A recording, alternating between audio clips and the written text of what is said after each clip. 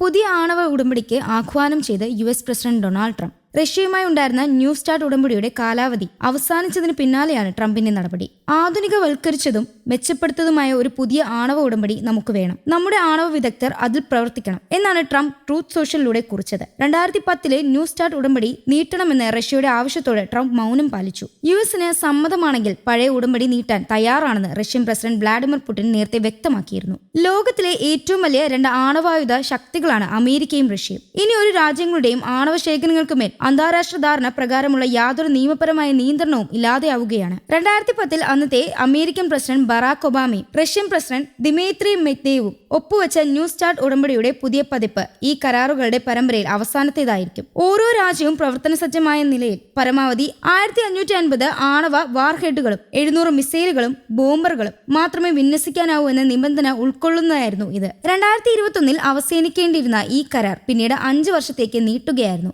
ഇതിന്റെ തുടർച്ചയിൽ അമേരിക്ക താൽപര്യം കാണിച്ചില്ല. അമേരിക്ക തയ്യാറാണെങ്കിൽ കരാർ വ്യവസ്ഥകൾക്ക് കീഴിൽ 1 വർഷം കൂടി തുടരാൻ ഞങ്ങൾ സന്നദ്ധരാണെന്ന് റഷ്യൻ പ്രസിഡന്റ് വ്ളാഡിമിർ പുടിൻ കഴിഞ്ഞ വർഷം പ്രഖ്യാപിച്ചിരുന്നു. എന്നാൽ അമേരിക്കൻ പ്രസിഡന്റ് ഡൊണാൾഡ് ട്രംപ് ഇത് സംബന്ധിച്ച് വ്യക്തമായ നിലപാട് സ്വീകരിക്കാതെ ഒഴിഞ്ഞുമാറി. കരാർ കാലഹരണപ്പെടുന്നതിന് മുന്നോടിയായി പുടിൻ ചൈനീസ് പ്രസിഡന്റ് ഷീ ജിൻ പിങ്ങുമായി ഈ വിഷയം ചർച്ച ചെയ്തതായി വാർത്തകളുണ്ട്. ക്രെംലിൻ ഉപദേഷ്ടാവ് യൂറി ഉക്ഷോവ് പിന്നീട് ഇക്കാര്യം സ്ഥിരീകരിക്കുകയും ചെയ്തു. അമേരിക്കയുടെ തന്ത്രപരമായ മൗനം പക്ഷേ ചർച്ചകളുടെ സാധ്യത അടച്ചു. കരാർ അവസാനിച്ചതിന് പിന്നാലെ റഷ്യയുടെ വിദേശകാര്യ മന്ത്രാലയം പുറത്തിറക്കിയ പ്രസ്താവനയിൽ നിലവിലെ സാഹചര്യത്തിൽ ന്യൂ സ്റ്റാർട്ട് ഉടമ്പടിയിലെ യാതൊരു ബാധ്യതകളും തങ്ങൾക്കിനി ബാധകമല്ല എന്ന് പറഞ്ഞു. അടുത്ത നടപടികൾ തിരഞ്ഞെടുക്കുന്നതിൽ പൂർണ്ണ സ്വാതന്ത്ര്യമുണ്ടെന്നും വ്യക്തമാക്കി. ന്യൂ സ്റ്റാർട്ട് ഉടമ്പടിയുടെ പ്രധാന സവിശേഷത പരസ്പര വിശ്വാസം ഉറപ്പാക്കാനുള്ള ഓൺസൈറ്റ് പരിശോധനകളായിരുന്നു. തുടർച്ചയായ നിരീക്ഷണം, വിശദമായ ഡാറ്റ കൈമാറ്റങ്ങൾ എന്നിവ ഉൾപ്പെടെ ഇതുവരെ നടപ്പിലാക്കിയതിൽ വെച്ച് ഏറ്റവും സമഗ്രമായ ആയുധ നിയന്ത്രണ വ്യവസ്ഥകളിൽ ഒന്നായ ന്യൂ സ്റ്റാർട്ടിന്റെ പുതിയ പതിപ്പ് വിശേഷിക്കപ്പെട്ടു. COVID-19 മഹാമാരിയെ തുടർന്ന് 2020 ഈ പരിശോധനകൾ നിലച്ചു. പിന്നീട് പരസ്പര പരിശോധനകൾ പുനരാരംഭിച്ചില്ല.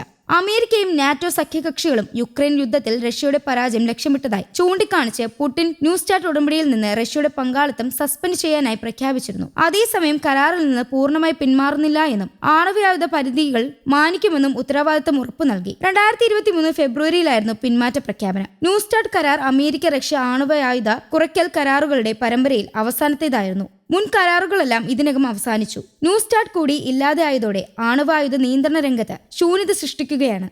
ഈ സാഹചര്യം നിയന്ത്രണമില്ലാതെ ഒരു പുതിയ ആണവായുധ മത്സരത്തിന് വഴിവെച്ചേക്കാമെന്ന ആശങ്കയുണ്ട്. ഡൊണാൾഡ് ട്രംപിനെ പോലുള്ള നേതാക്കൾ ഉയർന്നു നിൽക്കുന്നതാണ് ആഗോള രാഷ്ട്രക്രമം. UN പോലെയുള്ള ഔപചാരിക വേദികളും ഇല്ലാതെയാകാനുള്ള ശ്രമം സമാന്തരപരമായി നടക്കുന്നു. ആഗോള സുരക്ഷയെക്കുറിച്ചുള്ള അതീവ ഗൗരവമായ ചർച്ചകൾ ഉയരുകയാണ്. പുതിയ ഉടമ്പടിയിൽ ചൈന ഭാഗമാകുമെന്ന് ട്രംപ് ഭരണകൂടം ശ്രമിക്കുന്നുണ്ട്. ചൈനയുടെ ആയുധ ശേഖരം അനുദിനം വളർന്നുകൊണ്ടിരിക്കുകയാണ്. അതുകൊണ്ട് തന്നെ ചൈന ആണവായുധ പദ്ധതിയിൽ ഉൾപ്പെടുത്താൻ ട്രംപ് സമ്മർദ്ദം ചെലുത്തുന്നുണ്ടെന്നാണ് റിപ്പോർട്ടുകൾ. എന്നാൽ ചൈന ഇതുവരെയും ഇക്കാര്യത്തിൽ നിലപാടെടുത്തിട്ടില്ല.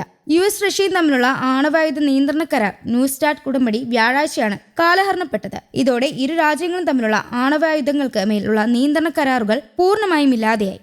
News desk Kerala Kaumudi.